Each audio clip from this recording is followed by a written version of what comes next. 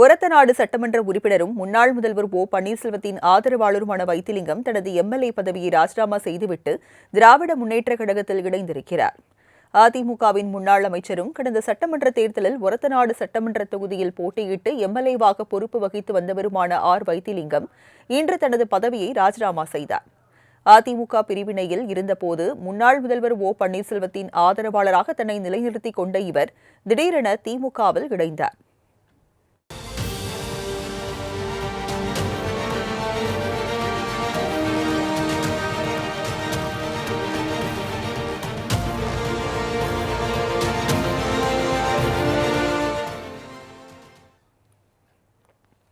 தஞ்சாவூர் மாவட்டம் ஒரத்தநாடு வட்டம் தெலுங்கன்குடிக்காடு பகுதியைச் சேர்ந்த வைத்திலிங்கம் முன்னாள் முதல்வர் ஜெயலலிதா ஆட்சிக் காலத்தில் 2001ஆம் ஆண்டு முதல் 2006ஆம் ஆண்டு வரை வனத்துறை மற்றும் சுற்றுச்சூழல் துறை அமைச்சராக பதவி வகித்தார்.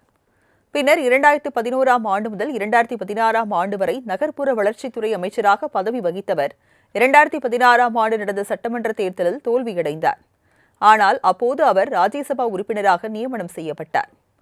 இதையடுத்து 2021ஆம் ஆண்டு ஒரத்தநாடு சட்டமன்ற தொகுதியில் போட்டியிட்டு வெற்றி பெற்றவர் அதிமுகவில் உட்கட்சி பூசல் உண்டான போது எடப்பாடி பழனிசாமியை எதிர்த்து ஓ பன்னீர்செல்வம் அணியில் இணைந்தார்.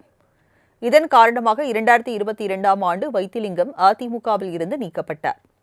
அதிமுகவை மீட்கும் பணியில் இருந்த ஓ பன்னீர்செல்வத்திற்கு பக்கபலமாக வைத்திலிங்கம் திகழ்ந்தார். ஏற்கனவே ஓபிஎஸ் ஆதரவாளரான மனோஜ் பாண்டியன் சில மாதங்களுக்கு முன்பு திமுகவில் இணைந்த நிலையில் அடுத்து வைத்திலிங்கம் தனது இருப்பிடத்தை மாற்றிக் கொண்டுள்ளார். இன்று காலை தலைமை செயலகத்தில் சபாநாயகர் அப்பாவுவை சந்தித்த வைத்திலிங்கம் ராஜினாமா கடிதத்தை கொடுத்துவிட்டு சென்னை தேனாம்பேட்டையில் உள்ள அண்ணா அறிவாலயத்திற்கு சென்று திமுகவில் இணைந்தார். சட்டமன்றத்தை பொறுத்தவரை அதிமுகவில் எம்எல்ஏக்களின் எண்ணிக்கை 66ஆக இருந்தது. ஆனால் வால்பாறை எம்எல்ஏ அமுல் கந்தசாமி உயிரிழந்தது. எம்எல்ஏக்கள் மனோஜ் பாண்டியன், செங்கோட்டையன் தங்கள் பதவிகளை ராஜினாமா செய்தது. தற்போது வைத்திலிங்கம் எடுத்த முடிவு என மொத்தம் 4 எம்எல்ஏக்களின் இடம் காலியாகி 62ஆக குறைந்துள்ளது. ஒரு பக்கம் தேசிய ஜனநாயக கூட்டணியில் அமமுக இணைந்திருக்கும் நிலையில் வைத்திலிங்கம் திமுகவில் இணைந்திருப்பது ஓ பன்னீர்செல்வத்தை கலக்கத்தில் ஆழ்த்தியுள்ளது. போகிற போக்கை பார்த்தால் சட்டமன்ற தேர்தல் தேதி அறிவிக்கும் முன்பாகவே ஓ பன்னீர்செல்வத்தின் கூடாரம் காலியாகிவிடும் என்றே அரசியல் வட்டாரத்தில் பேசப்பட்டு வருகிறது.